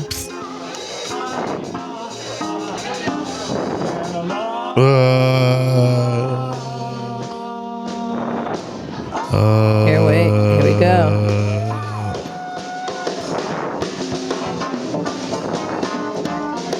Oh. Then she busts out her little micro moog in a second on the side.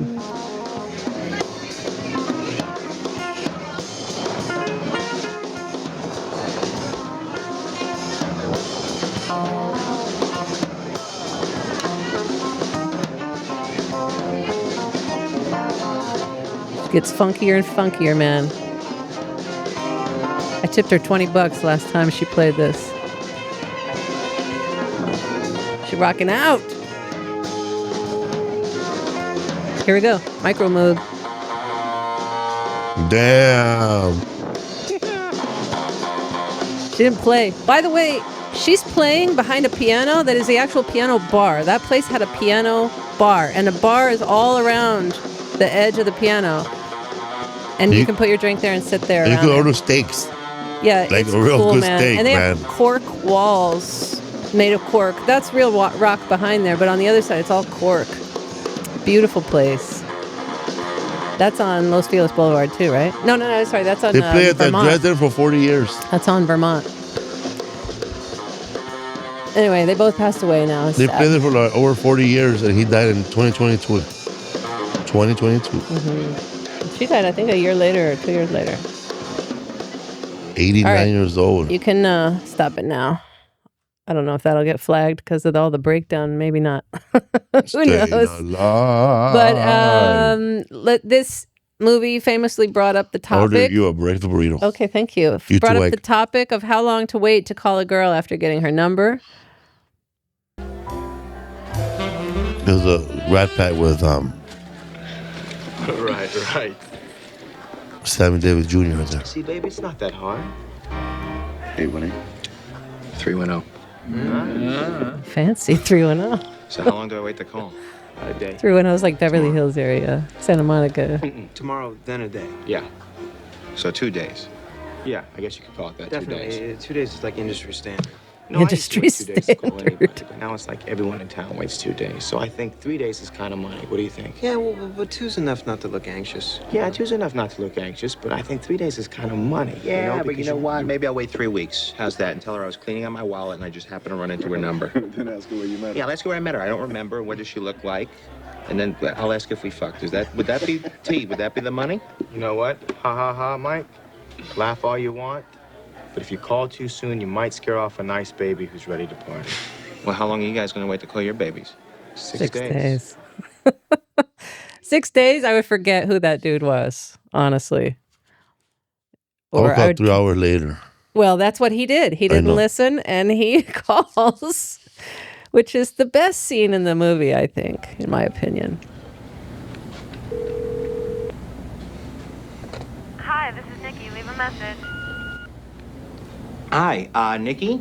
This is Mike. I met you at the Dresden think we should tonight. I just called to say that I had a great time. Yeah. And you should call me tomorrow or in 2 days. There always has too. Anyway, my number is 213. It's like 3 hats. They're all in a photo montage with his ex. 4679. Cut off, damn. He's not sure if it cut off the last number or not. Oh, this scene gives me such anxiety. Hi, this is Nikki. Leave a message. Hi, Nikki. This is Mike again. I just called because it sounded like your machine might have cut me off when I before I finished leaving my number. Anyway, and also sorry to call so late, but you were still at the Dresden when I left, so I knew I'd get your machine. That remind me of Anyhow, when this guy told me not to call his sister no my more. number's 21. I was like 16. Yeah. Hi, this is Nikki. Well, I have a story about this. 213-555-4679. That's it. Just want to leave my number. I didn't want you to think I was weird or desperate. Or Damn. First you should order. just hang out and see where it goes because it's nice and no expectations. So, okay? Thanks a lot. Damn. Bye-bye. Psychopath.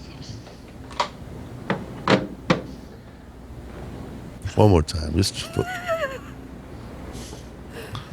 Oh, Lord. See, the long swing chain wallet became the We just got out short of a 6-year douchebag relationship, chain wallet. Okay, that should help explain why I'm acting so weird. I just wanted you to know that it's not you, it's me.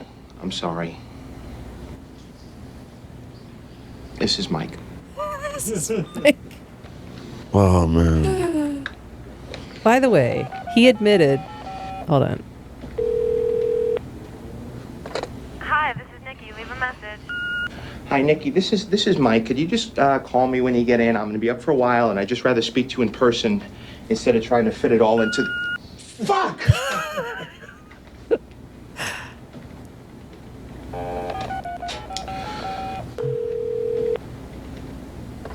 Hi, this is Nikki. Leave a message. Nikki and Mike. This just isn't working out. I think you're great, but The director- we should take some time off from each other. The director thought It's the not answering you, machine it's me. contained too many That's what I'm messages. going through. The scene contained too many messages, but Right. Jon Favreau fought for it. He said, this is the right number. It's only been 6 months. Mike? Nikki, great. Damn. Did you just walk in, or were you listening all along? Don't ever call me again. Wow. Wow. I guess you're home. Wow. Jon That Favreau deserves one later more call. admitted that the answering machine scene was influenced by a Jeff Garlin bit. Favreau was an usher at Second City, And he had seen Jeff Garland's one-man show, I Want Someone to Eat Cheese With. Yeah. Many times. At one point in the show, Garland tells a story about how he left a message professing his love to a woman on her machine. He ran into her later and asked if she had heard it. She hadn't, but she invited him and 12 other people to her place, and she played the message. He was so embarrassed, he pretended to be asleep. And then he made that movie, I Want Someone to Eat Cheese With, in 2006, but without the answering machine scene. And he had heard about Jon Favreau's scene, and he thought they did lift it from his story. But it wasn't quite like this. But also, I thought of the answering machine message scene in Seinfeld. Yeah. When he goes to take, to go retrieve that answering machine tape. And she had already played it anyway. Yeah. She had heard it anyway the whole time. So the last scene we'll show here is they pull a gun at the back of the Dresden after that night. Which is the same scene in What'd you say? Boys in the Hood. when Ricky bumps into that guy. What, bitch? So watch where you're going, bitch. Oh. You got a problem so you here? want some? There is no back of the Dresden, by the way. Smack that fucking bitch. Smack him. Yeah, motherfucker. Let's go. I don't know where this is That seen looked like the shot. back of that club on Schrader Street in Hollywood. It does look like the one we went to the after party or the premiere, which one? the movie premiere. In Yeah, that parking lot? I know. Roll up, bitch. Roll up. Yeah, you're a fucking bitch. You want to go? Yeah, you're a fucking bitch. You're the fucking It also looks like the fucking the top of the other parking structure. Yeah, they put a fake sign up there. You're the fucking bitch. This is hilarious. We're gonna die at this scene.